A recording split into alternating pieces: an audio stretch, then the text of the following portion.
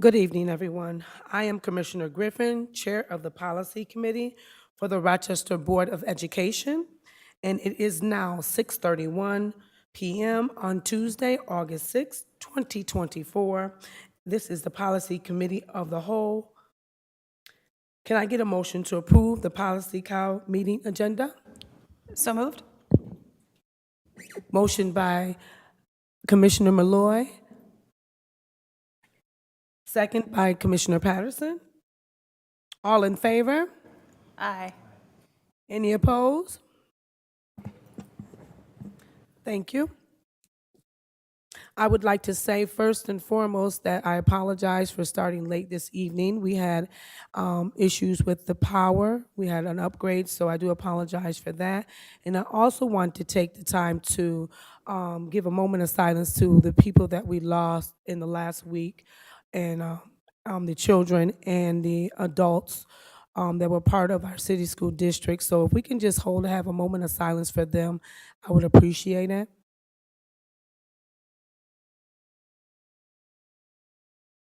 Thank you. And we do have a speaker on the list, Willa Powell, which is actually a former commissioner. Welcome. Thank you, Chairwoman Griffin. Um, It's good to be back. I promise not to make a habit of it. But you know, Policy 5153, Managed Choices on your agenda, and I can't have you touching my baby without me watching over it and making sure that it's in good hands. I did actually review all of the policies on your agenda while I was at it, and you do have a long agenda, so I won't belabor you with points unless I have time at the end of my 3 minutes. What I'd like to say about Policy 5153, Parent Preference Managed Choice, is it's built on the premise that parents know their children best.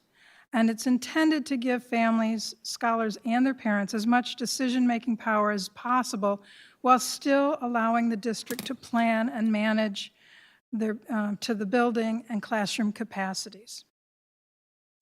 So when I read the new paragraph 3C, lowercase I, H, if you're following along in the policy, this addition might be far more impactful towards that mission if the change included the clause when the family requests such placement. That paragraph for the listening audience is about assigning children back to, if they're returning from another district and transferring back into the district, that particular revision that's being recommended says that the child will be placed in the same school that they had left when they were last here. Now, I know that there are a lot of good reasons academically why one might do that, but the policy is designed not only to establish boundaries for choice, but also to ensure that parents have some rights. And if we are essentially insisting upon a placement at their past school rather than responding to a parent's desire to go to the same school or a different school, then it's not really living up to the goals of the policy writ large. In the same section, letter J, there's a couple of issues in the same paragraph. I think we can agree that every family situation is unique and that the least restrictive policy allows for the greatest room for negotiation and navigation. And based on that, wouldn't it be better if the way the language is written right now, disallowing 11th and 12th graders to transfer at all, that flat out denies any opportunity for a family for whom a transfer might be the best thing. And I can't imagine every possible situation that a family might be in, but if for the policy to close the door entirely on a potential a potential situation that would make the scholar do better, I strongly advise against that particular sentence. The alternative, the one alternative I can think of is that families be counseled, sit down and understand what their issues are, and really explain to the families and the scholars what the consequences of changing schools in the 11th and 12th grade might be. That seems to me to be more in the spirit of managed choice, you know, helping families understand why it might not be a good idea, but leaving the decision in the hands of the scholar and their families. Commissioner Powell, thank you. We Oh. do have the 3 minutes. Do It's you my- have information with you that you can give to me and so we can give to the board, or? Sure. I did email my notes to individual board members. The only other point that I wanted to make was that around the cutoff of voluntary transfers shifting from bed stay to August 31st, I think that's in many respects might be a good idea, but does the district really need a full month to manage those voluntary transfers? Maybe providing parents more time, a little bit longer deadline, while still leaving the August 31st final placement is my only recommendation on that. So as you can see, I'm bringing concerns about that the parents might bring. I'm not sure if the Parent Advisory Council had been read into these recommended changes, but as I read it, it seems to be that inadequately represented. It doesn't stand up to, you know, the District Parent Council should have expressed some concerns about restricting parents' rights in this situation. So thank you very so much. Thank you so much. We welcome you to come back anytime. Thank you.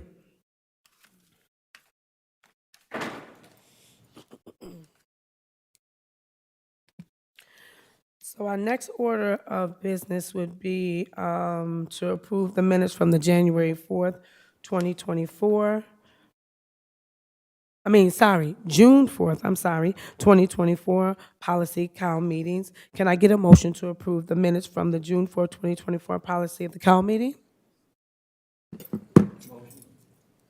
Second?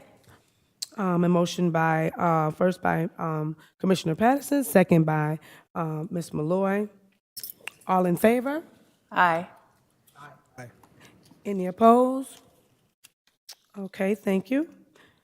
And now we will review the NISBA policy recommendations. At this time, we will ask the General Counsel Neal to provide the NISBA policy recommendations update.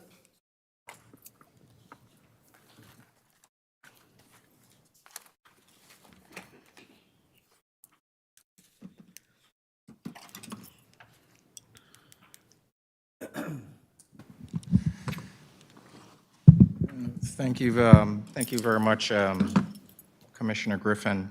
I'm just going to give a general overview. NISBA did suggest several policy updates in this batch. The policy updates have to do with recent updates to Title IX, and Title IX is the law that involves equal treatment for sex and gender discrimination in programs that receive federal funding. So there was a recent significant update by the Federal Department of Education, and therefore they're suggesting updates to several of our policies that because our policies are interwoven with things specific to Title IX. It's going to require some more time, to review and go through each policy individually. For example, they touched on our non-discrimination or sexual harassment policy, sexual harassment in the workplace. They're suggesting some new policies that we don't have, some update in procedures. But again, it's going to take some time for us to go through and, review each policy and see which ones do require tweaks or not. That's it.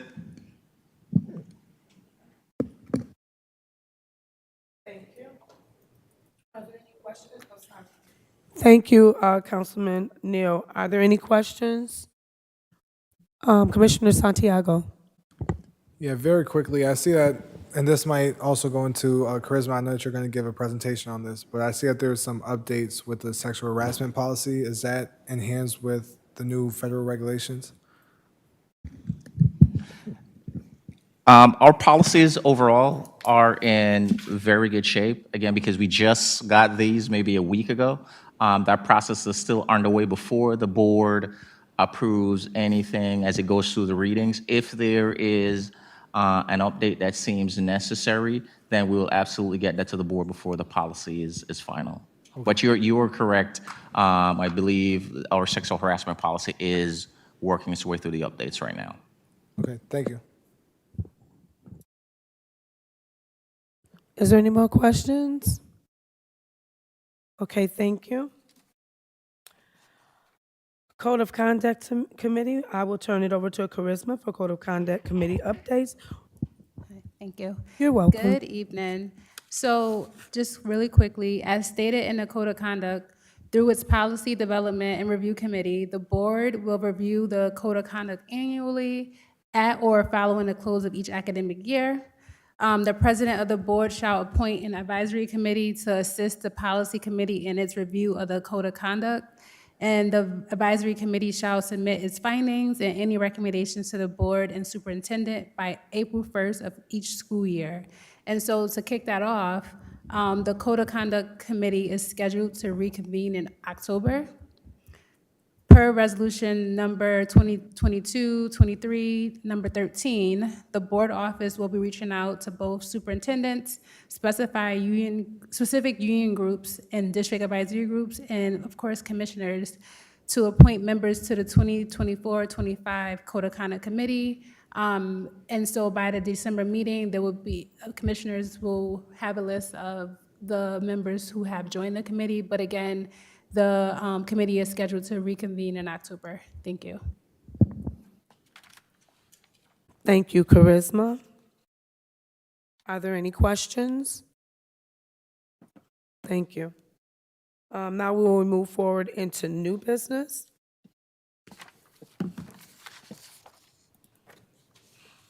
And we will be referencing several policies under new business.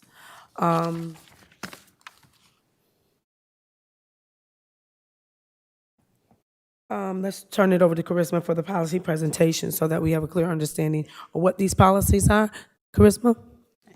Thank you.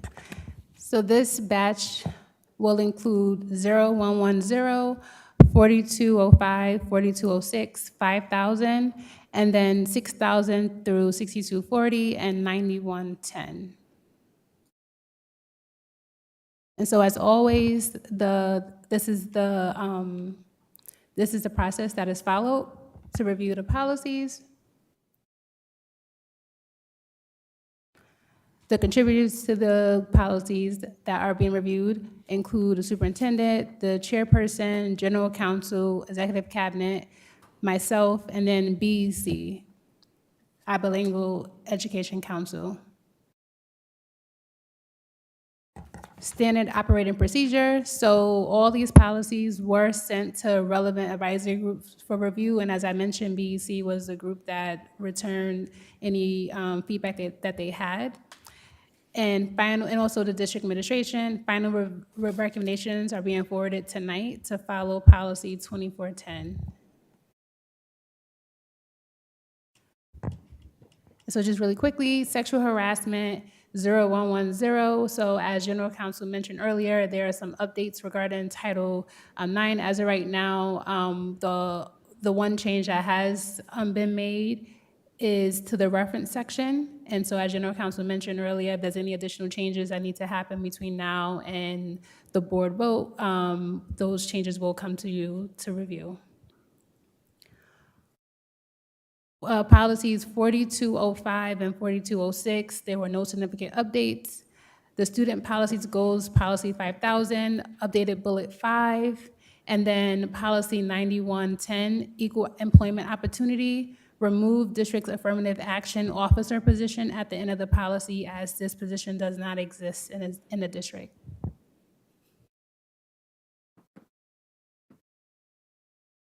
And then for our financial management policies, part 1, policy 6000 had no significant updates. Policy 6110, budget policy, removed exhibit A, budget timeframe at the end of the policy, and instead created budget timeframe in exhibit 6110-E1. This is in alignment with how the other policies follow exhibits. Budget hearing 6120, reorganize the policy for better flow and updated speaker references and policy for consistency across other board policies. Budget adoption 6130, I'll come back to that one. There's a board discussion item. Budget transfer 6150 and investment 6240, there are no significant updates. And then long-range financial planning policy 6200, reorganized policy for better flow. And so the board's discussion for tonight is that this is what's being recommended. Speakers and written comments shall not be permitted for the meeting the budget is slated to be adopted. So right now, in practice, when the budget will be adopted, individuals are allowed to sign up to speak. And so the recommendation is saying that that can't happen. And the questions here is, should this be added into the policy? Understanding that there is a timeline for board vote. If a speaker made a comment to change something in the budget and the board agrees, can this change be completed in the meeting? If not, would recommend added this policy language so that the community do not feel their time is wasted. So that's the question on the floor. I just need the answer to it. Any thoughts from commissioners? Commissioner Malloy. Thank you. Just a couple questions, but I'll start with just one for time's sake. Who is our, well, I don't know if we're allowed to say this, but do we have a Title IX coordinator currently? And is this a big change from a process from before? We do. It is Dr. Miller, who is our head of HR. So it is, to be honest, it might have just been an oversight.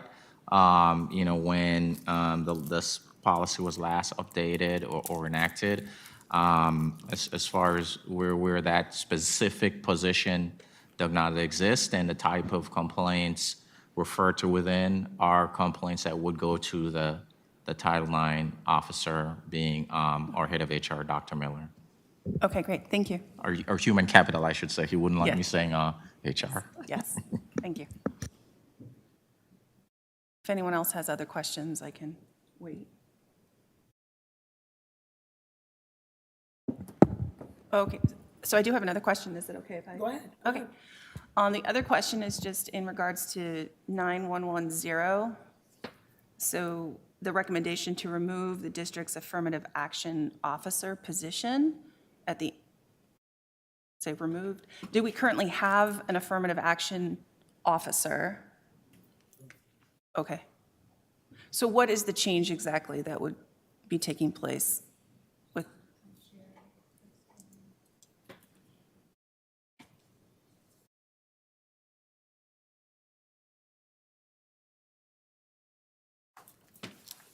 Are we just removing that from the language of the policy? We're not actually removing? correct. Okay, I'm If you- just trying to wrap my head around this. And why are we removing that, if we just understand maybe the language justification there. Was it redundant? What was the rationale? behind that? Charisma. I'll let General Counsel know happened, but the position doesn't exist currently in the district, but it doesn't stop what the goal of that paragraph is. So right now, you can still submit to the superintendent and the director of HR, but that specific position doesn't exist, but General Counsel now. That's absolutely correct, right. The position, it does not exist. Again, a complaint in writing of this sort, you'd really want to direct that to either superintendent or director of human capital. Certain particular complaints are sometimes referred to me as well, but really, the system is designed for the complaints to go into the director of human capital. Can I ask why would we not say maybe the director of human capital, or is that making things too specific? That's a good addition. point. I think it should probably say the director of human capital. Again, as I myself just said human resources, right? But again, the preferred term Yes. in our district is human capital. So I think that is a good suggestion and something that we can kind of just check in with Dr. Miller on and maybe make that update in the next iteration, but when the board sees this again. Great, thank you so much. I actually have a question about that pertaining to the affirmative action position, because I don't think that that should be removed. I think that we need a balance. I think that we have human capital, we have the chief there, but I don't believe that we have a balance in affirmative action or equal opportunity employment within the city school district, and I think it needs to be a balance there. So I don't feel that that position should be removed. I believe it should stay. We have to ensure that if someone wants to speak to someone, that their rights are not going to be violated, or they won't feel like they're being retaliated against. So I think to remove that would cause a problem with people being able to talk freely and open. So that's just my thoughts. Go ahead, Commissioner Malloy. Yeah, so it's my understanding, just from what council said, that there isn't an actual position affirmative action officer. So that's, no position is being eliminated. Did I understand that correctly? That is So correct. there's no position currently of an affirmative action officer. That was what I was asking her. So there, I think that's why we wanted to maybe change the language to specify the person instead, which would be potentially, if we agree as a board, the HCI director. Like, complaints would go through that. We don't currently have anyone there is no position right now in our district. Right, but it's already written into the budget, from my understanding. Isn't that correct? Isn't this position already there? Because we don't have a DEI, right? We don't have a DEI position, right? We don't have a diversity of inclusion. We don't have that position there. So who's the in-between? Who's the go-between between chief and the director? Who's there? Who's there to make that balance? So who is there to talk to outside of the chief in the, as far as the ladder in human capital? Who's that in-between person? If we don't have one, then we need one. So who is that person to balance the affirmative action? Who is that person that we have now? Commissioner, I mean, obviously, the district can't make race-based decisions on employment, right? So that's not, the decision for hiring is based on, qualifications and certifications and things of that nature. The director of HR, I think the Director of Human Capital has, I believe, made many presentations on the district's DEI efforts and is continually engaged in DEI efforts. Again, specific to this policy, I believe he would be the person to direct issues and complaints to as it pertains to district hiring. And it also says the superintendent as well. So there's actually two people referred to there. So you have the superintendent and you have the chief of human capital. I think that, for me personally, in my opinion, I am not comfortable with that answer. I think that we need to dig into this a little deeper, because why is it coming up now? I guess my concern is, if it's there and it's been there, why would we want to remove it? If it's there and you want to remove it, I think there's some type of importance to it, and it might bite us later. So why don't we try to go back and really dig into it and research it a little bit more, so that the entire board has a clear understanding of what this position entails, and if it's something that we may need later on down the line, and why are we going to remove it now? That's just my position, and I think that we should really vet it a little bit more to have a clear understanding for ourselves and for the public. That's just my opinion.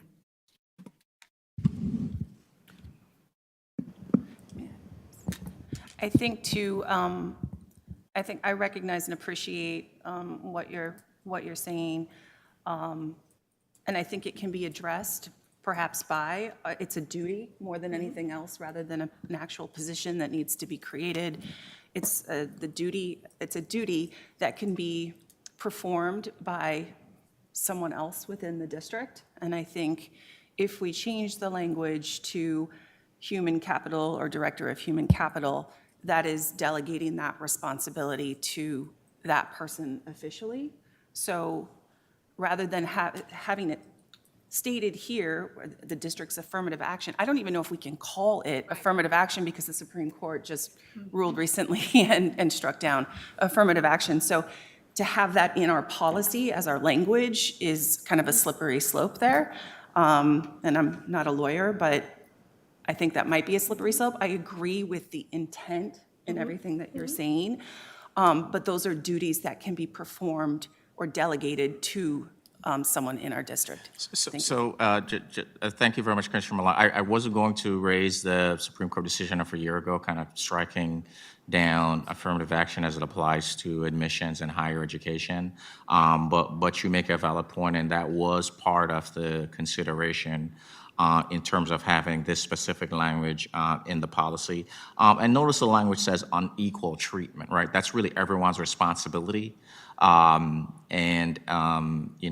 the Title IX officer, director of human capital, and again, the superintendent and myself, whenever there are complaints, allegations, these complaints work their way through the process, and we have processes designed to address unequal treatment.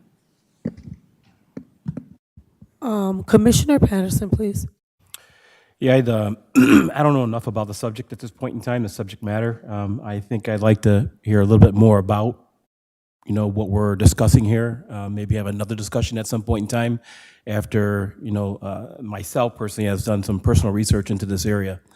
So for me, I just can't make a decision tonight, on that. Tentatively, I'd like it to stay until, rather than be removed immediately tonight, so I could look further into our discussion here this evening. I respect that. I too am concerned that, the wording in respect to what you said, Commissioner Malloy, the wording has changed, and that's why a lot of companies call it now DEI. So I think that is what the concern would be. If removing it, it needs to be replaced with the DEI. I think that would be the better way to do it, since that was a Supreme Court decision, so that we are covering our bases and we are covering everyone's rights and abiding by the affirmative action that was definitely put in place to protect everyone. So I am with vetting it a little bit more, getting a little bit more information to ensure that we are not doing anyone injustice in that matter.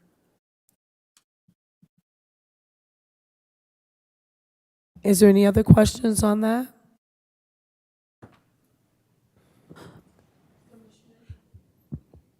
Commissioner Santiago, I'm sorry. Yeah, I think I just got a little confused. So we're just removing the word, like the word of, okay, and that's because of a Supreme Court decision. The position does not exist. Okay, in yeah. the district. Yeah. Right. So Right, so the position does not exist in the district, and I think the duties or contemplated, right? So the paragraph says, anyone who believes they have been subject to unequal treatment shall notify in writing either the superintendent of schools or supervising director of human capital, which is, it says human resource, but we mean human capital. So really, that's where anything of that sort would go to anyway. I think that language was just an oversight and an error because the position does not actually exist, and the duties contemplated are done by the Director of Human Capital. So whether the language remains, well, the language shouldn't remain, right, in my opinion as your counsel, right, because I think it is pretty tenuous as it pertains to legality. But the duties, from a practical standpoint, the duties contemplated are done by the Director of Human Capital through our normal process or 0100 process. Okay, makes sense. I just got confused in the middle of the conversation, but okay, I support that. I was just gonna One suggest. moment. Go ahead. No, I'm sorry, Charisma. I was just giving you the mic. Go ahead. I was just going to suggest if it would be helpful, just to help the policy move on, if we can put superintendent of schools, supervising, like chief of human capital and or designee, and that way it covers any title that the superintendent designates to do those duties. Like, would that help the policy move on? I just wanted to put that out there as a suggestion. I'd say we table it and come back and take a look at, should we create this position, either the affirmative action officer or the diversity, equity, inclusion officer? Do we have discussions around that? Should we create that position? Thank you.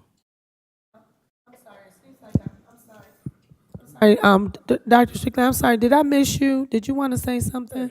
No, go ahead, I apologize. No, I was just going to explain, I understand the spirit of your recommendation and what you're trying to bring forward.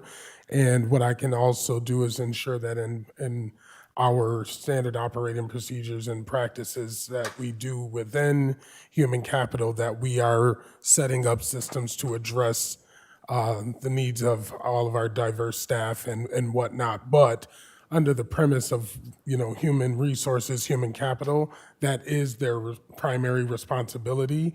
But I would say the special caveat here is also the superintendent of schools, upon noticing or hearing something, is therefore responsible or liable to act. And that's the other caveat that you have here. But I definitely understand the spirit of what you're asking. Thank you. I know in the past that the district has had that middle person. Let's just make it more of a balance.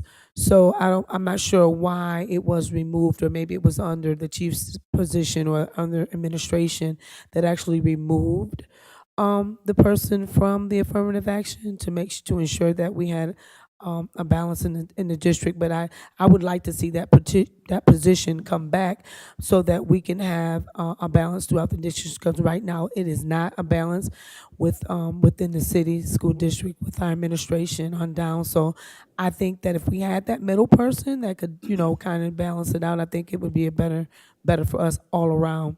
That's just my personal opinion.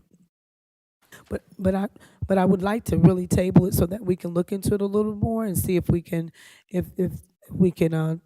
just vet it a little more. I think that's an opportunity that we should take, because this is something that involves our children. So in the student outcomes. So I think that is something important. Commissioner Patterson. And one more suggestion, again, I'm just throwing things out and thinking as we're having this discussion here, that the district's affirmative action officer position become an extra duty for someone, for example. So I'm just throwing things out there. I think that's what it is Good, right now. yeah, good point. Okay, thank you. I'm so sorry to beat a dead horse. May I say one last thing? I just want to clarify, there has never been a position in this district, affirmative action officer, correct? No, that's not correct. Yes, it is correct. So there has never been an affirmative action officer, rather people who perform those duties.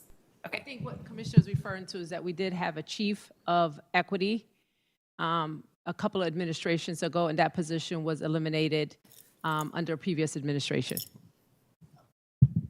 To my point, I think we need to vet it a little bit more to ensure that we have the historical background of the Rochester City School District. I might want to make a guess and come back and let it bite us. I think we need to vet it a little bit more, because that's my concern. We want to make sure that we're telling the public the truth and we have the right answers. So that's what I would think, guys. I'm sorry, I didn't mean to call you guys. Commissioner Santiago, I'm sorry. Yeah, so I'm looking at the financial management part one, what this board discussion was supposed to be about, where it says speaker and written comments will not be permitted for the meeting of the budget to be adopted, so the same meeting. I personally do not agree with that. I think there's communities where people vote for the budget, and so I don't believe that we should take away the community's voice on the day that we're voting for the budget. And I know that some people have recommendations of changes, and we can't make changes last minute, but we shouldn't take the community's voice and not allowing them to speak on the same day that we adopt the budget. There may be things in there that they have concerns about, and we need to be able to hear that. So I personally don't agree with changing the language to not allowing parents, community members, and young people speak on the same day that we vote on the budget or adopt the budget. So I think that they should be able to do that, and I personally do not agree with the suggestion for the change. Commissioner Malloy. Thank you. I just want to say I agree wholeheartedly with that.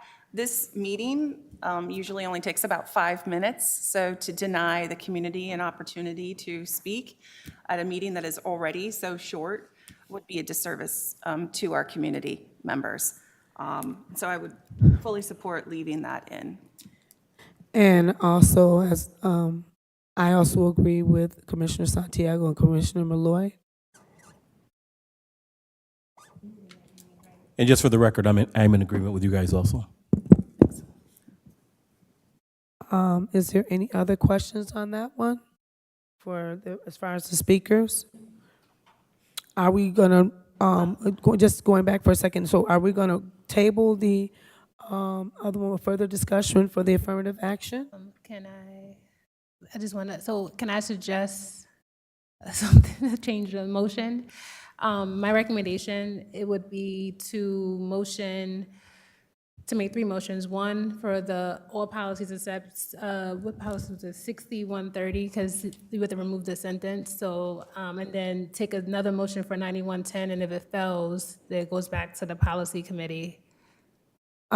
There's still other ones that I want to address on here. Okay. Yeah, I was just questioning the one for the affirmative action, the 9100. I also want to refer to 6200 and the language that was used in that was referencing, basically, was done by the last state monitor on Jalo. Concerns were expressed in the financial management plan to ensure adequate and appropriate investment in technology. Why are we changing that? Can someone tell me why we're changing that now in 6200?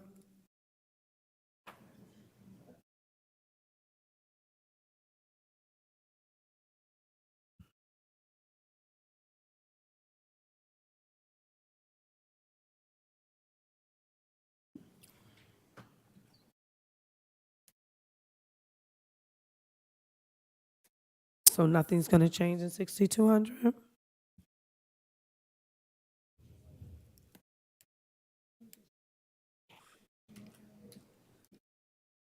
Go ahead, Charisma. The policy was just reorganized. It wasn't, nothing was changed, it was just reorganized. Okay, I just wanted to double check. Sorry, I wanted to double check that because we have it from 6,000 to 6,240. So I just want to make sure.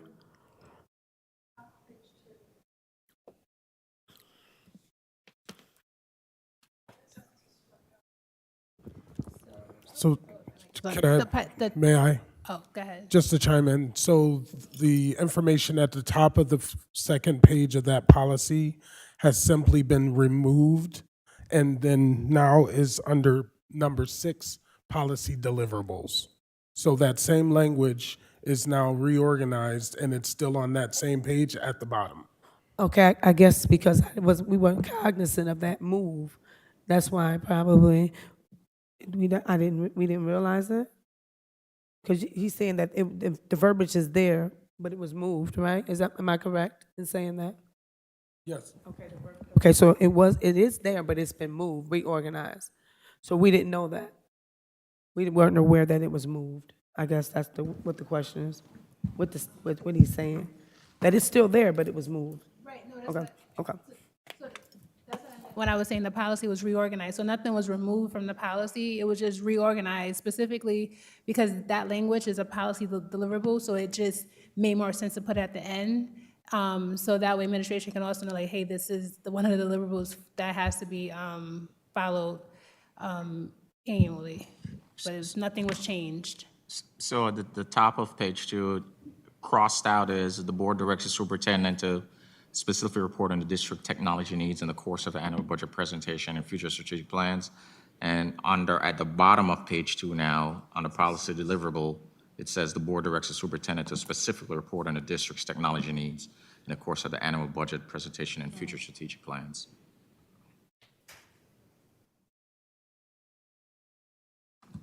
So I guess when you look at it, I guess we gotta look at the actual verbiage here on the 6200. Hold on, let me go back to, one moment.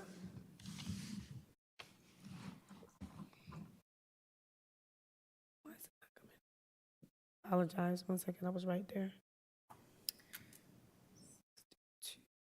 Here we go.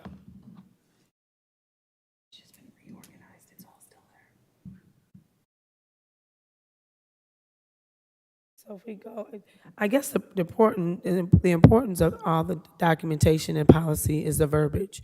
So one word, as like in law, can change the whole dynamics of something.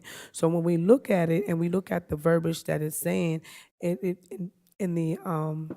it's saying different things like trust or hope, we can hope for something, but hope is not a course of action. So we have to make sure that when we're making these changes, that we're not banking on just a hope or a thought.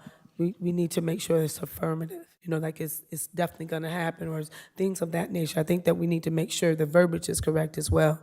So that's a concern, because we change things and we can change one word and it can change the whole dynamics of something in policy. Policy is just like law. So we gotta be careful of that. So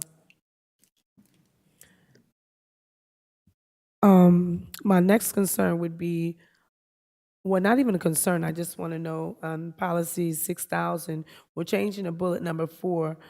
Why are we changing that? Is it something wrong with it?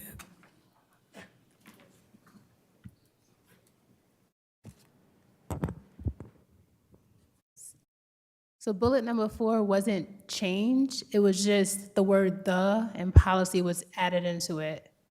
For 6,000, you said, right? Is that what you do? I guess when I look at some of the things that are changed, is that I guess the biggest concern is that these things that we are. It's not changed. This one's not changed. Yeah, but I guess, right. Thanks, Amy. But I guess, I'm making note of these things, but just the things that, I think that what the policy team should be doing or the board should be doing is doing things relevant to student outcomes. Some of these things that we're spending time on are really not student outcome based. So I think that some of these things we shouldn't even be worried about and wasting time on. I think we need to focus on the things, okay, NISBA, that's important. The things we talked about the speakers coming in to speak, that's important. But I don't know how we as a team can come and just focus on the things that are more student outcome focused. These 1 or 2 word changes, like or in the policy, I think that is not anything that is driving our district to positive outcomes. So I don't know how we can better put these meetings into play to go forward and move in a direction of student outcome based, but that's what I believe, that's what I think most of us are focused on doing is student outcomes. Some of these things I feel is just a waste of time at this point. We can do that at the, at the end of another time. But if it's not student outcomes based and we have school to start in September, I think that's the time that what we should be focusing on. That's just my thoughts. Just wanted to put that on record, that I think that some of these things are just a total waste of time if it's not student outcome based. One moment.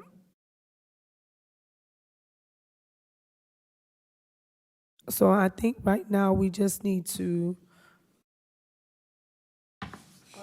concur on the several issues that we have addressed that it seems as though we're not we're not in agreement with, and that's 6130, and that the other one would be the verbiage around the 9100. Am I saying that correctly, Charisma? 9110. I'm sorry. So currently, as we speak, I am in the process of swapping out 6130 attachments so that it's in alignment with what commissioners had asked. The request was to remove that sentence. So that will be updated. And regarding 9110, my recommendation was I would still recommend to motion it to ensure that all commissioners are on the same page, and if the motion fails, then we can put it back to policy so that the board has a say as to how to move forward. That would be my recommendation. So you want everybody, I agree with all the other commissioners being here. I definitely would love their discussion on this as well. And you're referring to the one for 9110? So what I'm saying is, as you know, as a board, since it's a committee as a whole, I would still move forward with 9110 to motion it, and if it fails, it will then come back to policy committee to make sure that the entire board doesn't want it to move forward, is what I would recommend, so that is on record that this is what the board as a whole wants. But regards to 9130, I already added in the change. I removed the sentence that you guys requested. So my recommendation basically is to motion for policies 0110, 4205, 4206, 5000, and 6000 through 6240 to be motioned as one, and then I would do a second motion just for 9110. That makes sense, because I already updated 9130 based on the board's acts to remove that sentence. Go ahead. So if you refresh the board docs, you'll see the updated attachment for 6130, and that now includes today's date. That shows a change and removed the sentence. So moved? Motion? Are we supposed to? Okay, so now we're going to have the motion to, you're saying for the one for the affirmative action or for the 6130? I just want to make sure, because we're going back and forth. So I just want to ensure the public that we're talking about the 6130, right? You've changed the verbiage on there, and now we're going to motion to accept it now because, go ahead. I just want to make sure I understand. So the current motion that's on board docs, I would read that motion, but don't read 9110.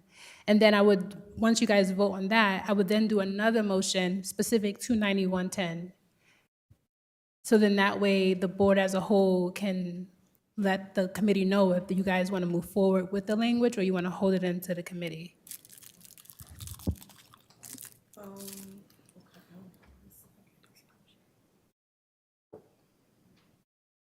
Just want to make sure.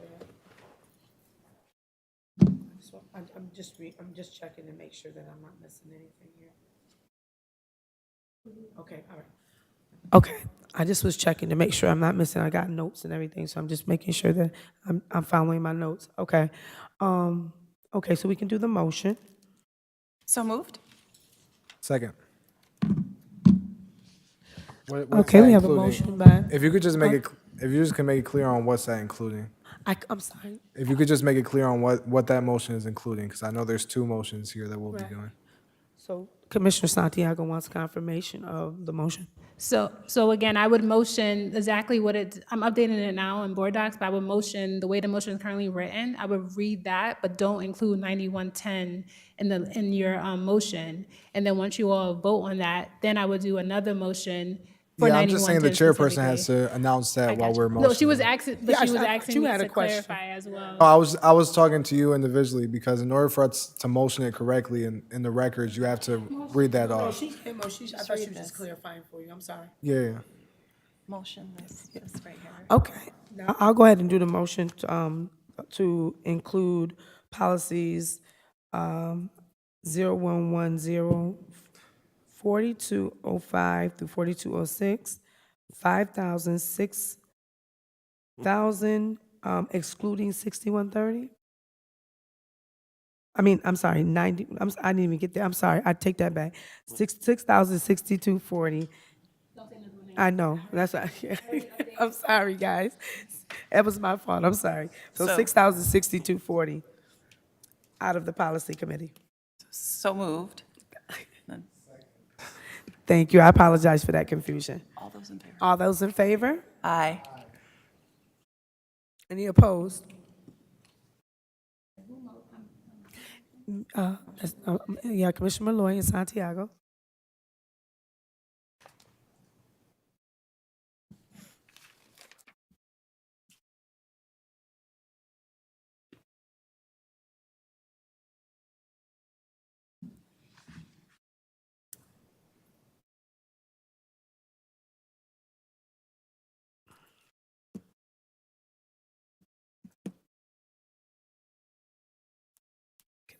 Can I ask a quick question while we're sitting here? Is it, in all the other districts, we see that there is a DEI representative. Is there some reason why that the city of Rochester City School District does not have one, and they have one all across the board everywhere else? What is the reason for that? Is there some reason, council, you may have insight of that? Why don't we have one here in our city? Do you know why? Or is it? It might be good to have that discussion in an HCI committee because those duties are performed under HCI. So although we don't have an actual position that's titled as such, that might be a future discussion in the HCI committee in September or an upcoming meeting. Okay. Thank you, Commissioner Malloy.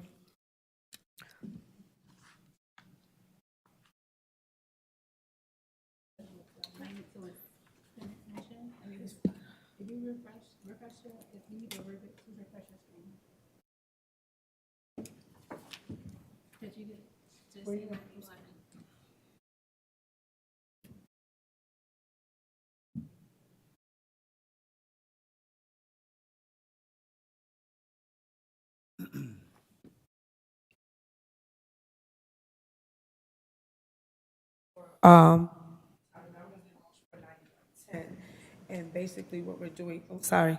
Now we're doing the motion for 9110. I apologize, my mic was off. And that's basically what we're gonna do is to go back to do more vetting on that particular policy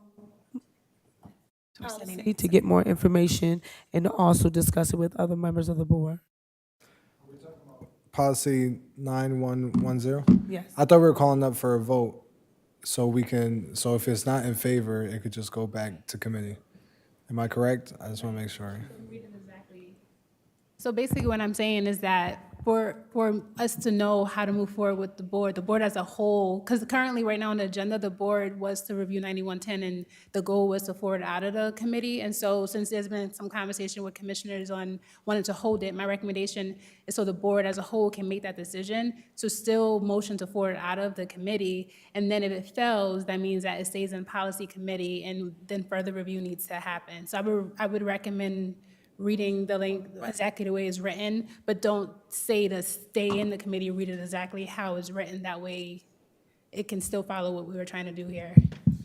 An additional motion then after that to move it to committee, or does it automatically go to committee based on if there are nay votes? Yeah, if it fails, then it has to stay in the committee. Okay, And then the all only right. question would become when the board wants the policy to come back. That way us as a committee can work to ensure the pieces that's missing can be worked on. Okay, so we're gonna A motion. motion to forward it out of the committee? 9110. 9110 out of the committee, but if we forward it out of the committee, then, So if the motion fails, then it will stay in this committee. Motion to forward out of the committee. So moved. Second. All in favor? I just want to make sure I'm doing the right thing because I want to make sure we vet this one correctly. All in favor? Aye. No, because if it falls, then it goes back to committee. Right, so you need 4 votes for it to move forward. Need 4 votes anyways, so it sounds like it's not going to pass. but- Right. So it still failed? I don't know because I didn't hear everything. Yeah. It was a nay for me. What were the votes? See, you're confused, right? So can I just take a quick moment to clarify? If you vote for to go forward out of the committee, it will continue to move forward. If you vote nay, then it will go back to the committee, and the discussion that some commissioners have raised can occur. Okay, so we need to say nay. Well, it's up to the board to vote. That's up to the individual commissioners, absolutely. Yep, if you wanted to go back to policy, you need If to. you want it to go back to the policy committee, you vote against it. If Okay. you'd like it to continue to move forward, you vote for it. Okay, so my vote is nay. Nay. Yes. Yes, I know it's not going to, yes. Okay. So how does that work? Because we have So two it failed. commissioners not here. If this fails, it failed. It still fails? Yes. Oh, okay. Yep, Stay in the committee. yep. Thank you. Thank you. 1, 2, 3. I mean, commissioners, I just take a brief moment. I think the Charisma did it absolutely correct because you want to, commissioners have raised opinions and issues with it, but you want to record what each commissioner's position was. So it is a collective decision and not simply, the comments of one or a couple commissioners that have sent it back to the committee. So thank you, Charisma, for leading us through that. Thank you for your patience. Okay, now, we're gonna move on to the next agenda, the presentation for policy 5153, the parent preference managed choice. Charisma, I will turn it over to you for the presentation. Thank you. So similar to the previous presentation, 5153 followed the same process with review.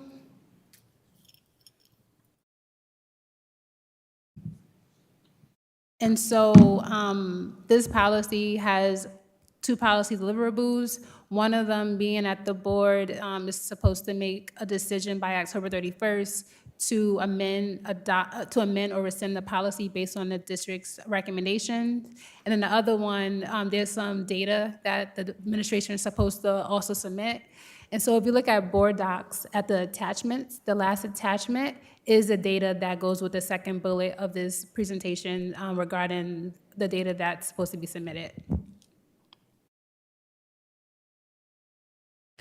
So overall, significant changes, added policy language about placement for students who return to the district, modified the voluntary transfer language from permitting 1 voluntary transfer per school year to only 1 voluntary transfer permitted at the elementary level, middle school level, and high school level, only for 9th and 10th graders.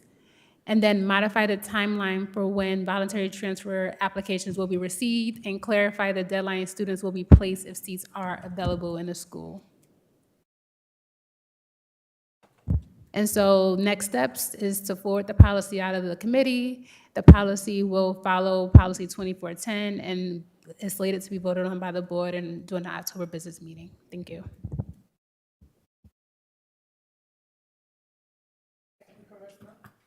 Thank you, Charisma. So, any questions on 5153?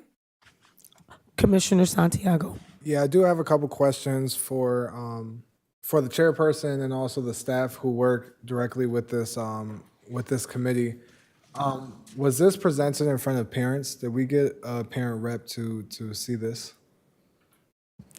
So if you look at the second slide, The first step is in our policy review process. Before it comes to administration and the board, it goes to our advisory groups. That includes BEC, PLAC, and CPAC, and SOC. And so based on the third slide, BEC was the only advisory group that submitted feedback. All the other three did not receive any. So yes, it was submitted to our advisory groups. And so just for transparency, what was their feedback? For BEC, give me Was it one in second. support? Was it, against? I just want to know because I was looking at the policy, and some of the changes that was made, and it seems like a lot of restrictions on the parents and on the family. And I know that, we have to do things in moderation and make some choices, but I think with all these changes that we've seen, there are restrictions on the parents from only one transfer in one transfer in elementary level, and middle school level, and high school level. We never know if a student is currently going through something, at their desired school or anything like that. And so for me, I look at that as a restriction, and then also saying 11th and 12th grade students will not be permitted for a voluntary transfer. I think that's another restriction. Again, not knowing, we have a big district, 20,000 students, a lot of students in high school. And so everybody, I feel like we're putting a lot of restrictions and we're putting parents and families and students in a lot of boxes here. Also, May 1st to July 31st, that's like a 3-month period. And so I think that may not be enough time also, for families and for parents to fully know and understand that they have a chance to voluntarily move their school. And so I just see a lot of restrictions here that may not be equitable to our students, to our parents, to our families, certainly, and the atmosphere and the environment that we're in.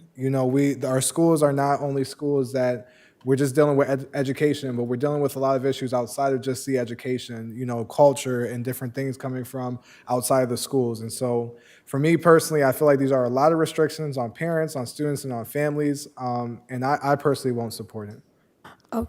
Thank you, Commissioner Santiago. Well said. Commissioner Malloy. Yeah, I agree wholeheartedly. As a parent to a student, to one of my children has switched schools several times, and they needed that. And I would hate to to be boxed in. This is really specific language, and I think it reflects more convenience for perhaps adults rather than what's best for students and individual families. And it concerns me to have language that specific. There are any number of reasons why a student might need to transfer, but only one transfer during high school. I know there are emergency things in place just in case it's a security issue, but I would hate to be boxed in this manner, so I will not support these changes. Well said, Commissioner Malloy. For myself, I think that we are trying to improve parent engagement, and this is definitely stopping that and preventing that. So I think that to put a lot more power, control, and administration, and taking the voice away from the parents and the children is what we definitely do not want. And I think this is what this does. It just shuts them out again. And we're wanting to increase our parent engagement. And this here, without having that strong voice from the parents, if they're not responding, then maybe we need to go back out there and maybe do another survey. But to take this away and put the verbiage in it that we are controlling the narrative in this dynamic, I don't agree with it at all either. I wouldn't accept that. Can I just add just some information for consideration? So this only includes voluntary transfers. Families still have access to safety transfers, hardship transfers, and medical transfers. And of course, in considering this, we not only looked at other districts similar to us, but we also looked at how oftentimes not keeping cohorts together and movements of students directly impacts their academic, their ability to gain appropriate education. So that was taken into consideration. We can reach out to the parent groups again. Oftentimes when they feel a certain way about something, they let us know. I meet with them monthly and have a reaction to that. But just to give you some consideration, what we were thinking administration-wise about this is that, as far as I know, we're the only ones, as we looked around at our counterparts, that allow a voluntary transfer every year. Right now, we have 1,000 voluntary transfers, that most of the families will not get a choice because we don't have space and the ability to provide that. Creates a system that's also very frustrating for families, given illusion of choice when it actually does not necessarily exist for everyone. So again, just for your consideration, I wanted to add a bit of information. And I just want to share similar information. And in my previous district, we also limited the transfer of students because mobility interferes with student achievement. If a student moved every year, that student is going to go and has to get used to the new setting, new teachers and everything. So that interferes with the student achievement. Commissioner Malloy, and then Santiago. Thanks. Thank you so much for providing, Dr. Turner, that additional information. I know that, and when I said adult convenience, I meant no harm by that. I didn't realize there were 1,000 such requests made each year, and that can place a huge burden and a huge workload on our employees, and we want to be cognizant of that and careful around it. What I would suggest, though, is perhaps for this policy, we could add those types of transfers that you've just mentioned, put those into the policy and have that language in there to help clarify, because the way that it's worded here seems like it's really boxed in.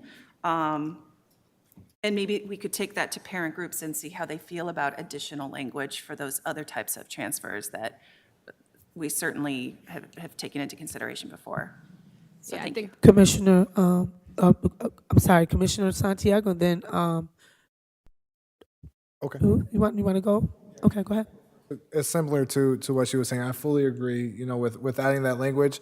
I do know that, instability is definitely a defining factor towards a student's academic success. And so we do have to look at those things. But adding the language is important, because if I saw that language on there, I probably, because automatically you think about the different things that students go through, through the process, but adding that language on there. But also I would request or put up a suggestion that is tabled until we get feedback from parents. And whether that's, the chairperson of this policy going and presenting in front of these parents, or however we're going to do it, until we get feedback, from the parents, I don't feel good voting on it until we hear directly from them, their thoughts on it. I agree with that. Commissioner Santiago? Go ahead, Ms. Turner. I also wanted to add, in terms of moving the deadline for the voluntary transfers to August 31st is, again, if we keep it to September 30th, the hardship becomes is that the student starts in one school, and then 30 days later or so, they have to move. Then we have issues with transportation and so forth. So we want to give them the same period of time, but just push the deadline earlier, even if we start accepting applications earlier. That way we can hopefully get students placed before the first day of school, should a spot be available, versus waiting until October to move them. Thank you, Ms. Turner. Dr. Strickland? Yes, just to further reiterate, so just as Deputy Turner said, the further we go into the school year, the more we're disrupting the students' actual education. Not to mention, it takes 2 weeks for transportation changes to happen. If a parent or guardian cannot get their children into that new school, they then become almost chronically absent, which adds to the chronic absenteeism. And then secondly, I also wanted to add that the board auditor actually gave us the recommendation to stop the transfers of the 11th and 12th graders, and that was provided in the graduation audit. So we were taking her recommendation into account, which is a member of your staff. Thank you. I thank you, Dr. Strickland. I'm going to say something, and then I think Commissioner Santiago, you wanted to say something too. I guess this would help us better. When we come to the meetings and we don't have the data to support it, and we just have verbiage, it makes it a little harder. So you said that there's data out there that you have. Can you forward that information to us so that would come? It's in here? Yes. Where's it at? Yeah, so I sent it both in a PowerPoint to make it a bit easier, and also in the tabulated actual raw data that goes along with this policy. Okay, so I think for all intents purposes, I think maybe we should look at that and then table it and bring it to and go through it and discuss it at the next meeting. Maybe we can bring it up into like the HD meeting or a special meeting, or if we need to. But I think we need to table it for now so that we can have a chance to vet it. Do you agree? Just quickly, just clarifying questions. So if we're saying 11th and 12th grade, and this is just strictly voluntary, so if there's any harm, any risk, anything like that, it will be good to transfer. That is true. We will never, if a student is at risk or there's an extreme safety concern, we will do our best to try to accommodate the student. However, the way the language is currently stated, if I just want to go to school X next year because I don't want to be at school Y, then I get to just move if there's a space available. However, when it talks as it relates to cohort tracking and making sure that there's a steady stream of courses available, a sequence of courses available from one place to the next, it is easier when students stay at one school. The reason why our most successful schools are most successful is because they are able to stabilize their cohorts. And we're trying to do that same thing across the board. Yeah, and so, and then I also agree with possibly having conversations on pushing the the beginning of taking the applications for voluntary transfer up. And then I also look forward, so we're going to table this, I believe, and then I look forward to hearing the response from parents and then having this conversation again. Just commissioners, just a quick question for Ms. Travis. Charisma, did you say that this was already shared with PLAC and BEC and the parent advisor groups? Because the commissioners are saying hear from parents, but what would that process be if it was already circulated to the board specific advisor groups? Can I say something for a minute? Yeah, I know you directed it to Charisma, but yeah, she did say that, and she did say that she only had one organization response. What we're saying is that we want to push that again because parents' voices are important, and we want to make sure that they get it. And maybe can try another avenues. Maybe we can get together and say, hey, let's brainstorm, see how we can reach the parents.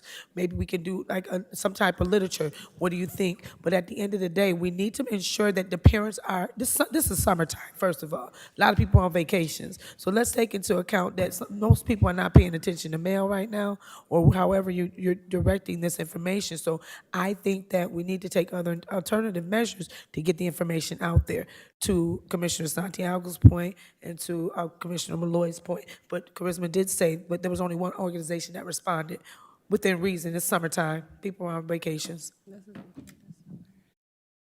I was just gonna say, this was before the, school break, that the advisory groups received this back, I think it was like May or June. But my further question though is, once you all vote, and if the vote is to table it, I just needed clarification on when you want it back, only because the next policy meeting is not until December. However, the deliverable that we have in this policy says that you would vote by October 31st. And so to follow the policy, my recommendation would be to think about a date before we move forward if this motion fails, so that way we know when to bring it back, even if it's not a policy committee meeting, if it's a special meeting or whatnot. And then the board may need to fast track this policy when it does get closer to October 31st to stay in alignment with the policy. So I'm sorry, are you No, you go acknowledging ahead. me? I put my hand up and my mic wasn't on, but go ahead, Commissioner Santiago. Yeah, so I guess I'll ask the administration and the board staff, how long do you think you'll need to get in touch with these parents and get some responses and some feedback?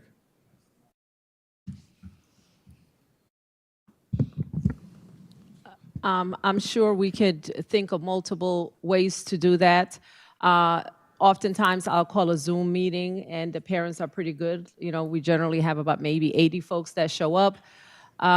Again, to Commissioner Griffin's point, being August, right? We want to be considerate of that. That's why we made sure that we attempted to get parent and student feedback in May, in which we did that we have. So, as the board directs, we can. I will be honest in that I do have some level of concerns because, as I said, we have over 1,000 voluntary transfers. Majority of them will not get that because we just simply do not have the space or the ability to do that. So I'm concerned that there may be an unrealistic perception that that this is helpful or serving our students best when in reality is not. But again, we will try multiple ways to do that, and we can come back probably the end of September with attempting different ways of reaching and getting input both from parents and students. Thank you, Ms. Turner. I agree with that. End of September is good. I'm gonna have Commissioner Malloy, and then we'll end with Commissioner Santiago, if anybody else, oh, Commissioner Patterson. Sorry, we'll end with Commissioner Patterson, unless anyone else has a question. Am I up? Thank you. I just want to, I didn't see, I'm sorry, Commissioner Patterson, I didn't see you first. I'm sorry. okay. Dr. Turner, thank you so much for giving us that information. I actually want to say that I support changes in the deadline, moving that date to August 31st instead of September 30th is what it currently reads. I would support that just to help alleviate the strain on our staff and to make sure that kids are ready to go that first day of school so that doesn't negatively impact attendance. I do appreciate the presentation, the data presentation that's here, but I think I would have liked to see just more, the information you just shared with us just now was so vital. That would have been helpful to see that as well, and I would love to see that in some sort of a presentation format so that we can have that discussion publicly the next time around. But I really appreciated the information you provided us tonight. Thank you. Okay, we have Commissioner, oh, sorry, Charisma. I just need to clarify, just for administration also, the help, because I know a couple commissioners mentioned the support of the August 31st deadline. I just want to clarify something, because currently the way that administration is recommending, it says May 1st to July 31st, and that students will find out by August 31st. So just for clarification, are you saying you want the timeline to go from May 1st to August 31st with parents finding out by September 30th, or the way it's currently written? For me personally, I heard the recommendation of moving the beginning date up instead of moving the deadline down. I think that would be more helpful for the administration and everybody else. So instead of moving the deadline to August 31st, instead of May, possibly April or something like that. Yeah, so we can look at the numbers. What we're saying is that we're willing to move up accepting the voluntary transfer application even as early as February, as long as we can go through and place them prior to parents being notified by August 31st. Okay, thank you. Commissioner Patterson? You know, as commission, no, go ahead. I'm sorry. Go ahead. No, go. I thought, That kind of messed me up. You can go first, and then I'll follow you. I think what I was going to say is, how can we fast track this as much as possible before the school year starts? And so I know that there's some changes here that we were recommending and we were talking about. And so my question is, you know, some of those recommendations being changed and being fast tracked possibly in the August business meeting. I don't know if that's possible. I know that there's a process here, so I'm just asking how quick we can push this, because we don't want more hundreds of voluntary transfers. I think overall, we're gonna probably have some fallout somewhere. So, I mean, this is just one part of it, but we don't know exactly what's gonna happen because it's a lot of things that have changed and changes that are made. So I understand the reason to try to prevent fallout, but it's inevitable, right? So I'm gonna let Commissioner Patterson speak because he's been trying, and I do apologize. I'm sorry, Commissioner Patterson, I just want to clarify something. The policy is supposed to be both amended or rescinded by the board by October 31st for the next school year. So the changes that's currently being recommended is not for this school year, it's for the 25-26 school year. So the only reason why, what I was saying fast track, I was saying that the deadline, the deliverable in the policy currently reads October 31st, and so if you all are trying to stay in alignment with the policy language, that at some point we will need to fast track the policy to ensure we meet that October 31st deadline, but the policy new language wouldn't affect until next school year. That makes sense. That helps a lot more. Okay, Commissioner Patterson, I swear, nobody else but Commissioner Patterson at this point. You might not want to hear my response, but as commissioners, as colleagues, there's times when we're going to agree and times when we're not going to agree. And on this one, for me, I'm going to side with the administration. I'm going to be voting for this. The Bilingual Education Council was the only one that really stepped up to the plate. The others were offered, an opportunity to take part in this, but they refused to. And sometimes we have to say, even as adults, there's consequences for your actions. So if you didn't want to be a part of this, which it shows the ones who did not, were not part of this, then that's on them sometimes. And they have to understand that that's their opportunity to be representative of those voices in the community. And that's why they took those positions. And what really struck me, not only what our council, stated, but what the independent monitor, state's independent monitor stated, too much student mobility interferes with student achievement. And as a teacher in the classroom, having been in the classroom, I totally understand that if we're allowing our kids, our students, to move too much throughout this community to too many schools, then they're not establishing, anything that is stable. Pardon me? Relationships. Yeah, and relationships. Okay, so this, let me just say this. Thank you, Commissioner Patterson. But I think if I relate to when I was going to school and I just have to do that, kids didn't move around like that. Kids are moving because the schools they go to are not grounded. They don't have what they need there. So you find a lot of kids, they want to transfer because everything is not there that they need. Because when I went to school, I stayed from 7th to 12th. And if you look in the history books of Rochester, the foundation of Rochester, the kids stayed at the school they were at. They loved the schools they were at. So I disagree with that because what we need to do and what we're not doing, in some of us, is not looking at the responsibilities we have in leadership to make a difference and make the kids want to stay at these schools. So what I say to that is, if we make the foundation of these schools better, then we won't have these transfers. And then also we have to look at the fact that we are a board. We are not the parents. We are not these families. If we start putting a whole bunch of restrictions on things, we're going to get a lot of feedback from the outside. So we also need to look at that. And also, what about the 11th and 12th graders for the AP programs? How does that work? So how does that work for the 11th and 12th graders? Do they have AP for 11th and 12th graders? How does that work for the volunteer transfers? What happens with that? So I think that there's a lot of loopholes here, and I think we're not looking at the whole picture. We're looking at part of the picture. So you have to look at the fact that kids want to transfer, or all these transfer things that's going on with kids is because they're not happy at where they're at. And so what are we going to do to improve the student outcomes and keep them in the schools that they're at and make them happy to be there? That's why we have a lot of fallout. That's why we have a lot of dropout. This is what we need to focus in on. Yeah, just, I'm sorry. you had a question, I was trying to. No, I did have a question. Oh, yeah, I did have a Talking about the question AP. too. Sorry. Yeah, so students in the 11th and 12th grade, as any other student, would still have access to a safety transfer, hardship transfer, and a medical transfer. We're just recommending that they not do a voluntary transfer in those critical years, and that they would also have access to AP across the district. Okay, you just said safety transfers. We had a hard time with our safety transfers last year.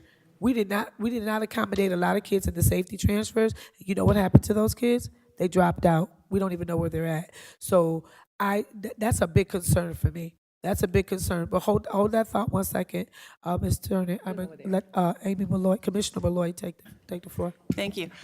Just from what I'm listening in the back and forth, I think that we're really all on the same page for the most part.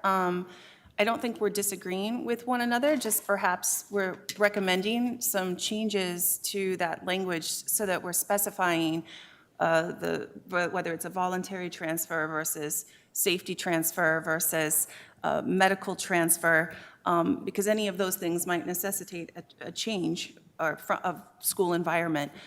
So we're just asking, I guess, what I understood at least, or what I am understanding, is that we're asking to bring this back to the policy committee just to clarify that language and make those changes, present those changes to the groups who, and perhaps we'll have more parent groups who show up for these changes, just to address that concern. I would never want to shut down any group of community members just because they hadn't, or they had missed a particular meeting. So by clarifying the language and changing that language, we could maybe bring it back. But I really think we're all in agreement on how important it is that kids have those cohorts intact and that they're attending school on a regular basis. I don't think we're in disagreement about any of that. It's just a change in what we're specifying within the policy. And currently, kids can only, the only major change is that currently students can only request a voluntary transfer once per year. So, so it's not like, well, I would love maybe someone to explain this a little bit further. I'm sure, are there families abusing that policy, trying to do a voluntary transfer more than once, or? No, because the system doesn't allow for it. So they're Okay. allowed one voluntary transfer year. a year, which again, as I say, is look at the numbers are very significant in terms of movements. And in reality, we cannot accommodate them. Yeah. So then, again, we get parents who are very frustrated. And if I could take the opportunity to respond to the cases of safety transfers. So we take our safety transfers very seriously. We have a system and a committee that looks at those safety transfers. When we cannot accommodate in a situation, it does not arise to what is believed to be a safety transfer, then we have mechanisms and supports for those families. We are able to track all those students in terms of whether they went to alternative programs or we were able to get their safety transfers approved. There is a committee that, again, with the school chiefs that reviews each one of those, talks to parents. We work with our parent engagement staff who are also at that table to look at the needs of those students. So I just don't want to give the perception that we're not taking those seriously. We have a lot of protocols. Oftentimes, students want to transfer, and there's multiple schools that they're not willing to go to, right? So then that creates a problem because I don't want to go to an east side, I don't want to go to a west side, I can't go here because somebody's here. We only have limited numbers of schools. So we'd be more than happy to share some of that data down the road. Again, I just did not want to leave the perception that we are not paying attention to those students as we are reviewing those every week and meeting with multiple folks to see what resources, if a transfer is not appropriate, that we can offer to those students and families. Okay, I'm gonna close out in 1 second with this section, but I wanted, I'm gonna have Commissioner Santiago say something, then I'll say something. Go ahead. Yeah, just changing and making some of the language clear, finding a medium, because, as we speak about board goals, when we look at some of the changes in this policy, it would help, with our board goals, but at the same time, we want to make sure that we're giving our parents, their rights and not restricting them too much. And so, if we could just find a medium, make sure that we're educating, and putting the words in there of the different types of transfers that's available, not just voluntary transfer, but, the other options. And so I look forward to seeing that. If there's any chances for us to make sure that we get student voice involved in this too, because this does affect them also. So whether that's a presentation in front of SLC or having some conversations with some students. And so I look forward to seeing this in a couple months. I agree. So we're gonna make the motion to basically table this. And we're gonna do it like we did the last time, right? Okay, so motion to forward this to policy, forward this out of policy, and I'm voting nay. Well, first we have to get the motion, ask for the motion. Oh, I'm sorry, I skipped the whole part. I requested a motion the motion out of policy. Motion by, Second? okay, I have a motion by Commissioner Santiago, a second by Amy. All in favor? Aye. Nay. Nay. Aye.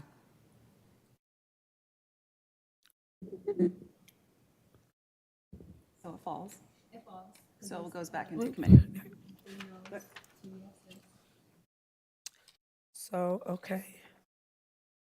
Thank you. That was a very good discussion on that. a lot of good input for the community to look at. I think that said a lot. Thank you, guys. And now we're gonna go to board discussion regarding 2000 and 2111.1 as part of the policy calendar review. School Board Policy 2000 through 200111.1 are also up for review tonight. Since these policies are specific to the board, they did not follow the normal policy review process to receive feedback from our advisory groups and administration. However, as we discuss these policies, Superintendent Strickland is invited to weigh in. So, we're gonna review policy discussion feedback for policy through 2000, Board of Education goals and metrics.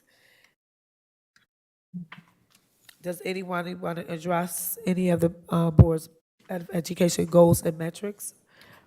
I don't think there are any changes to this, correct? No. Okay.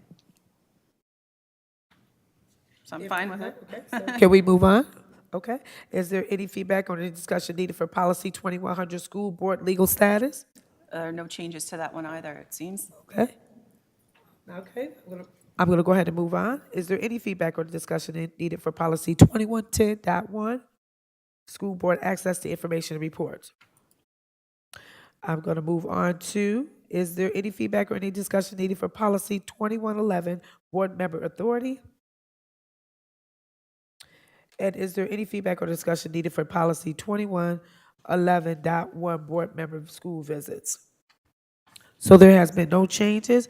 I want to move forward on policies 2000, 2100, 2110.1, 2111, and 2111.1 out of policy committee. Motion. So moved? So it's got a motion by Commissioner Malloy and Santiago, but I guess we still have a question, a discussion?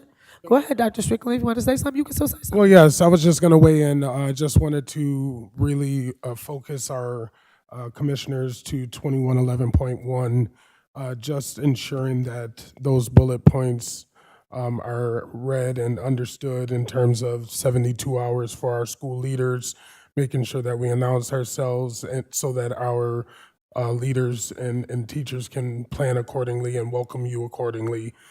So I just wanted to make mention that that is in here and that was changed last year and just simply amended for this year. Which policy is it? 21, 11.1. 11.1. Dot one or point one. It's, thank you, Dr. Strickland, and all in favor? Aye. Aye. Any opposed? Thank you. Motion carries. And then we have our unfinished business. We have board bylaws 2300. The item on the agenda, policy 2300, board bylaws. Charisma, I will turn that over to you. Right. So this is specifically to the speaker section of the board bylaws, section 2K, most of the conversation tonight. So currently, the language in this section only covers speakers throughout section 2K.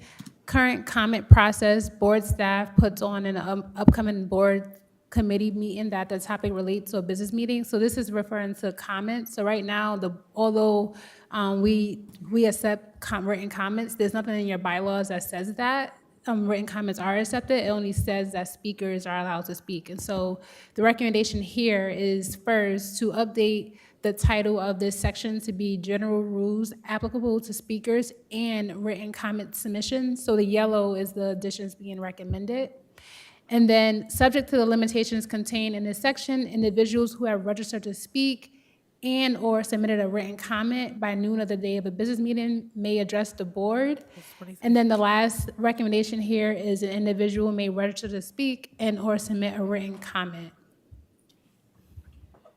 So I can just go through the PowerPoint unless you want to do it one slide at a time. I don't see this PowerPoint on Board Docs. I can't seem to access it. I tried refreshing my page. The first one that says board discussion. Yeah, the Does it first say Board attachment. Bylaws 2300? First attachment. Is that it? Yeah. Thank you. Thanks. I'm sorry, no, I'm, No, you're fine. So I can go through the PowerPoint or do you want me to do it one slide at a time? Whichever's easier for the board. I will go through the PowerPoint Okay, and. go ahead. Okay. Go ahead. The next piece, so again, continuing on from the previous page regarding not including comments. So this page is specifically talking about translators. So individuals requesting an interpreter should sign up to speak at least 5 business days in advance to allow the district sufficient time to secure an interpreter, and should cancel requests at least 24 hours in advance to avoid the district taking on extra charges. So adding this will align with the district current practices and will also best allow the district internally to request an interpreter, so that way if a speaker needs an interpreter, they can best have it. This does not mean that the speaker cannot still sign up the day of, but it better guarantees them to for someone to be located. And again, if you look at the second bullet, the word written comment has been added because, again, it does not talk about written comments in this section. Question from Commissioner Malloy, sorry. thank you. I'm a little concerned about the proposed policy language here for our interpreters. I think asking community members who require an interpreter to sign up 5 days in advance places a huge burden on some of our families. And I'm wondering why that recommendation perhaps, and if there is a way that we can in a more timely manner get interpreters for our meetings that wouldn't require people to sign up 5 days in advance. I'm very concerned that these are some of our neediest families sometimes, and that would place, I think, a huge burden on some of those families. Thank you, Commissioner Malloy, good point. Why is this being an issue, or why is this a concern in being proposed? I guess that's the better question. So again, the word should is being put there because it's not required, it's recommended that folks do it, because so internally, there's a process through the BOW that if someone wants an interpreter, they have to request an interpreter. So right now, how it works is that if someone needs an interpreter, when they sign up to speak, they will say so. So this just allows parents the opportunity to make sure that we can definitely, basically better guarantee a parent or student needing interpretation that the district can provide that, because again, we're working with someone externally, and so that's why that is there. This is the practice, so whether we put it in the policy or not, that's the district's practice. So this is being transparent with families so that they are aware that the recommendation is to sign up 5 days in advance. However, if a family sign up the day of, because you still have noon of the day, we will still work to try to find an interpreter, of course, but it would be better if someone would submit something 5 days in advance. However, again, this is the practice. So all that's being recommended here is to make it transparent to families that this is the practice that the district has, because again, we work with an external service to provide those interpreters. Okay, I'm sorry, no, you go ahead. Concern was more that this language specifically could be exclusionary. And if there's a way that we can reword it to indicate that an interpreter might not always be available, but by saying 5 days, it implies that those community members don't have the same access that other members might have, and it could be perhaps misinterpreted. I think that perhaps we could change the language to clarify that. And thank you, Commissioner Malloy, that's a very valid point. Then we're going to go over to council to speak on this. Yes, thank you, Commissioner. And that is a valid point. I think so the word should was intended to relay that, right? It doesn't say must, as I think may have originally been there. So should was intended to relay that, but maybe it could say to the extent practicable, which would provide even more clarity. But I think as Charisma indicated, there is a real issue with like needing some lead time, and it really puts everyone in a better position, the more notice that we get, because it is tough, at times to find, translators, especially if you're talking about some languages that are not necessarily as, as easy to get. So maybe to the extent practicable, and I think the rest of the sentence does say, to allow the district sufficient time to secure an interpreter. Maybe we could explain more, to say that because, we run the risk of not being able to secure an interpreter in time or something like that. But that does not strike me as unreasonable if the board concurs. I just want to add to that as well. But for me, I think that the district should be able to accommodate the families of different languages. We have schools out here with high schools students that may be able to help in translations. Have we even reached out to them to see if maybe they could help? I think we need to look at this differently. I think 5 days is not acceptable. I think we need to make preparation, make sure that we can assist them by all means necessary. So I think 5 days is too much time, and I think that we need to look at other ways to accommodate our parents that want to speak other different languages, because we do have schools that speak different languages, and we're teaching them English, and we also use those schools as well to help us with the translations. Maybe that's just a thought for me. But Commissioner Malloy, and then I think Commissioner Patterson, was that you that had one? I just wanted to say thank you to General Counsel for providing us that information. I think this isn't a discussion for right now, but a suggestion that as a district, perhaps we look into translation services that don't require a physical person to be here. I know that a lot of other districts, like Boston Public Schools, are using a service that allows them to instantaneously translate while the meeting is in session, so that is broadcast not only in the room, but also to whomever needs it. That would more address perhaps the needs and allow for greater participation from families who speak another language. I agree. Yeah, thank you. Good point, Commissioner Malloy. Any other questions? Okay. So in the best interest of the board, I think that we, go ahead. Do you want me to finish the rest of it? Okay, go ahead. I'm sorry. We got more on this? I'm sorry. Go ahead. So this added section, so current language is on the left-hand side, and then the proposed language is on the left-hand side. Sorry, mixed that up. The current language is on the left-hand side, and what's being proposed is on the right-hand side. So what's being proposed is similar to so President Elliott at the beginning of business meetings recently have been saying a statement, and so this statement was kind of tweaked what she says in addition to what already was there. It's just basically further clarifying for speakers what the board expects with behaviors when they come up and address the board. That's the goal of this language that's there. Again, it does tweak some of what President Elliott has been saying at the business meeting. Okay. And then the next slide. So this is just as an FYI. So the online process for speakers and comment submissions is scheduled to launch this September 2024. Currently, speakers are able to sign up to speak by calling the board office or emailing the Board of Education office. But starting September, the goal would be for an online process to be launched. And this will happen for all board meetings and allows speakers and comment submissions.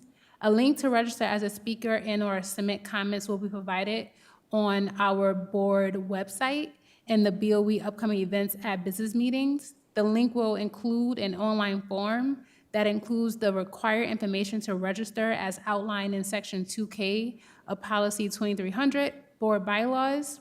The long-term goal is for interested speakers and comment submissions to register online only, to ensure all information is submitted before noon on the day of the meeting to avoid any delays or missed registration deadline.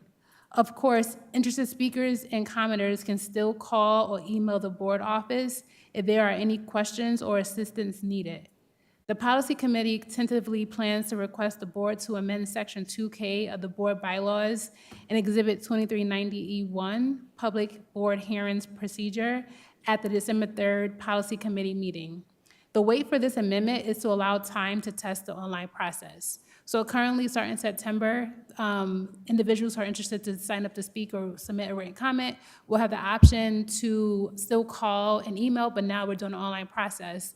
And again, the goal would be that in the future, that online process will become the only way, because there are sometimes a little back and forth between our office and individuals, and because information isn't fully provided, they may not be able to register because they haven't submitted what's needed.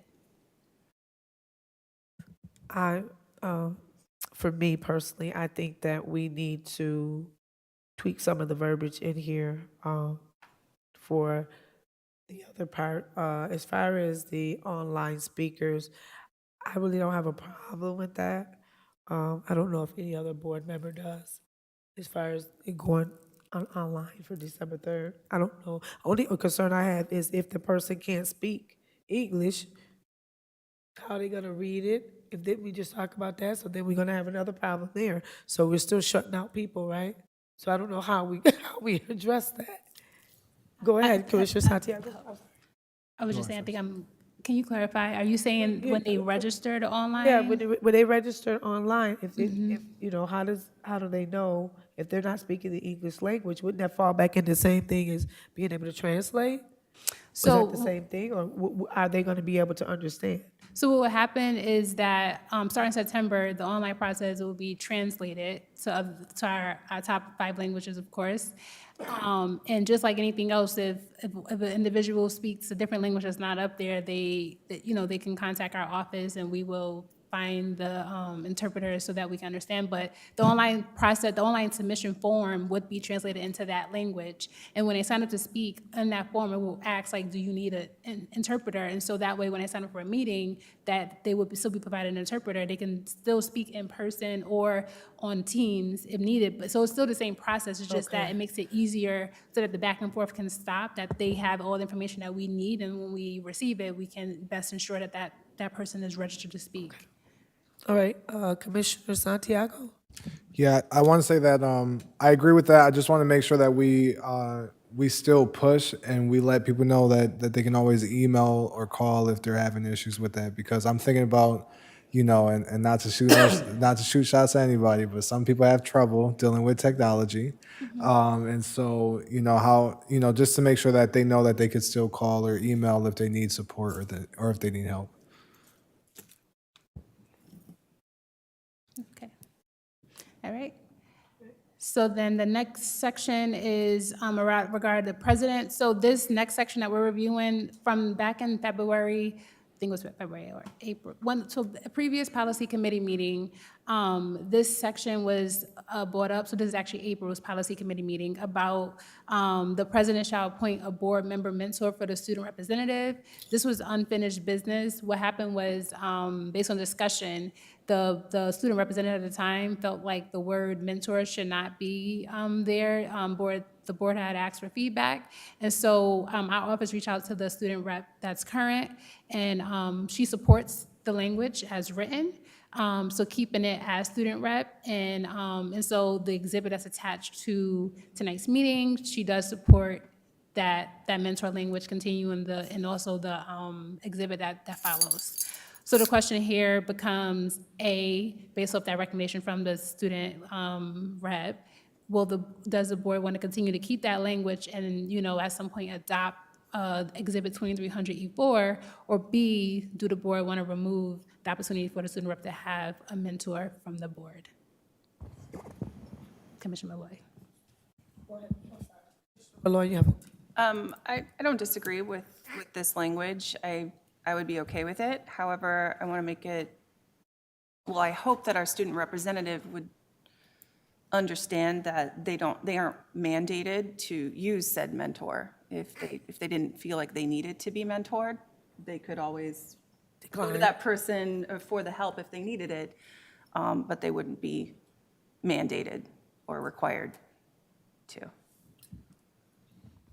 I'm just more worried about students who might not be comfortable with that, The verbiage, yeah. yeah.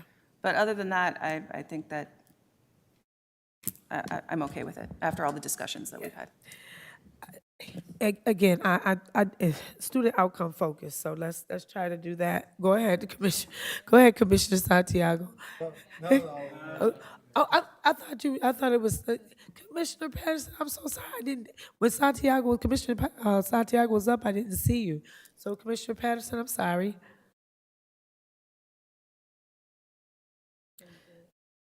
Okay, I'm sorry, I didn't see you. I guess we're going to the next one? Yeah. Okay. Yes.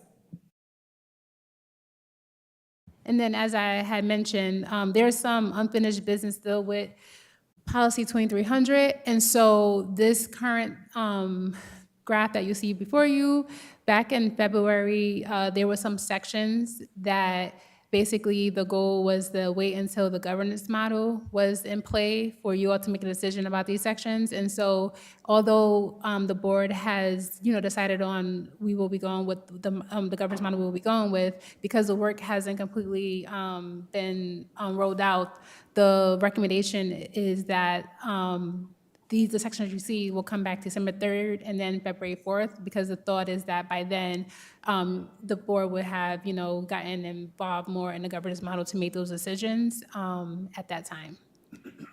So, I'm all done.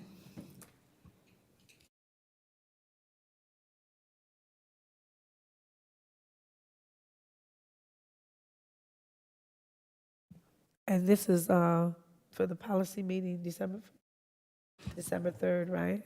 So the table I'm showing right now, the 3 sections on here will come back December 3rd, and then the last section on here will come back February 4th would be the goal. Again, it's based off the governance model. Okay, so I guess I just don't understand the reason for this proposed policy language change. Why? Which one, any of them? A section 3A.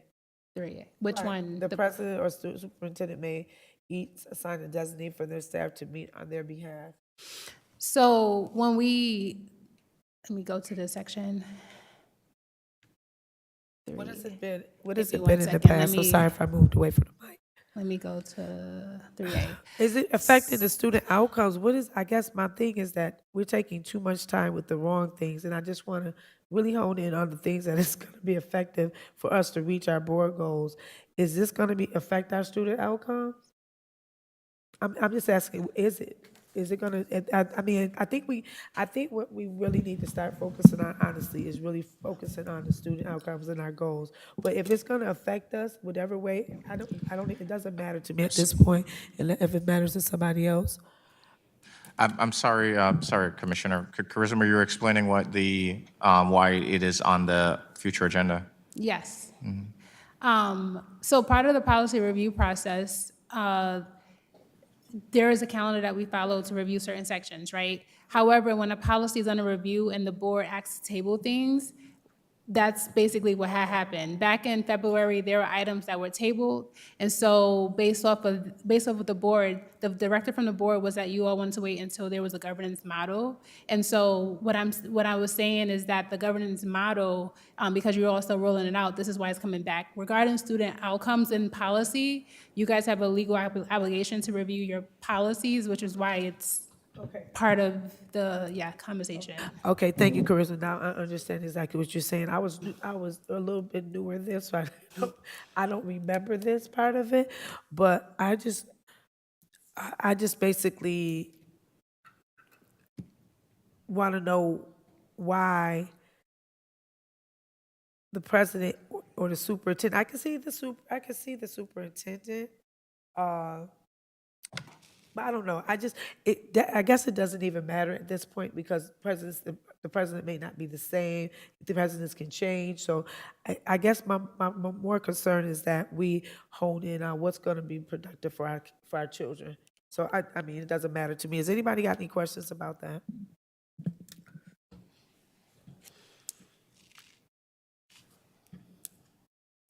It doesn't seem like anybody has any feedback on that. The only thing you have here listed, the new section, Did you say that yet? Did you mention that yet?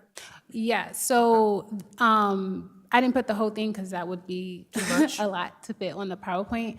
But again, back in the February policy meeting, there was a leadership resignations recall section that had like an A, B, C thing going on. And again, it was asked for that to be tabled until there was a governance model, because there was parts of that conversation you guys wanted to figure out the committee of three versus committee of a whole. So all those things affected the governance model. And so, so again, this timeline that I'm proposing allows you all to kind of take the policy in bunches based on what was being tabled. Okay. Does anyone have any questions on the leadership resignation and recalls? Okay. No questions. This motion. So can we have a motion to adjourn? Nope. Oh, I'm sorry, to forward, I'm sorry. I'm looking past that. I'm looking at the bottom, I'm sorry. A motion to move them out of policy? Motion? And can I make, Move forward. Sorry, I forgot forward. and I'm sorry, Commissioner, I just want to just double check. So, and this is a section that includes the language about interpreters as well, right, Kurzma? Yes. Right, so if is the board amenable to it including the language to the extent practicable, like should, to the extent practicable, sign up 5 days in advance?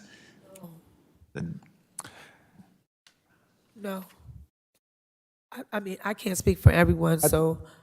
if But someone else- I'm just trying to make sure that that the board understands what they're about to vote on to forward out. I personally think that part should be tabled and we should talk about Yeah. that, you know. Thank you. I know I- it's important and I know that we do have to make sure that we're getting the services to these people, but I think that there's chances for us to tap into technology and look at different options before we put this as a solid policy for speakers to have to follow.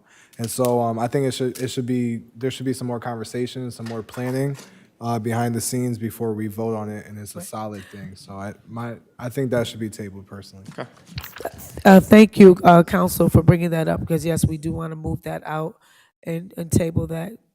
So, Now you have to, so we need a motion for it. yes, so we need a motion to Forward. move forward on the others, removing that particular policy to be reviewed further for discussion and to make some possible changes to the verbiage.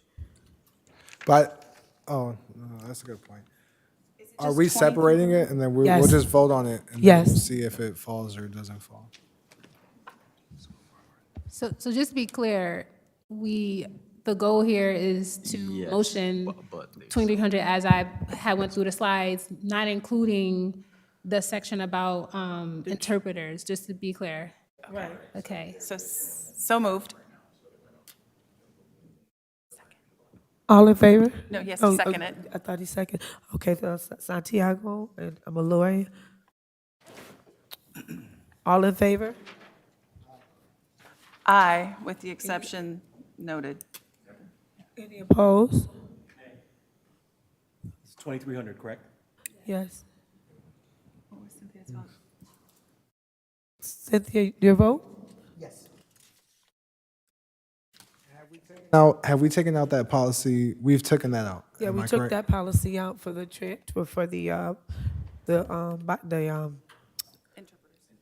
interpreters. Yeah, I'm going to update the motion language, and then I'm also going to update the attachments that's on board docs to reflect what you all have asked to be removed. So right now, it's not changed, but it will be. Okay, thank you. Clarification purposes relative to 2,300. If you're in agreement of the verbiage, you're voting yay, am I correct? The commissioners moved the policy forward, the changes, with the exception of the section about giving 5 days in advance for us to secure interpreters. So that section was not approved, but everything else that was discussed tonight, including the section on conduct of speakers and attendees, was approved to go forward. So everything else, with the exception of the language about interpreters is going forward.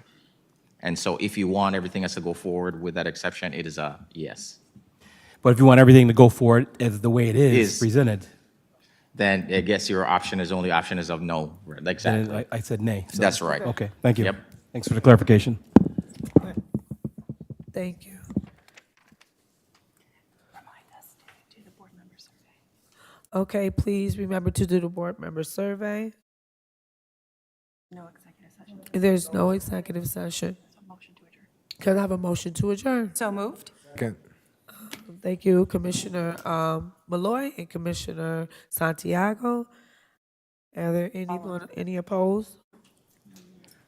I'd like to stay more. Thank you all. And again, we like to pray for the families that were hit by the danger that occurred in our city this last week. You are in our prayers. All in favor? All in favor? Aye. Good night, everybody. Good night, everyone. Thank you. Thank you.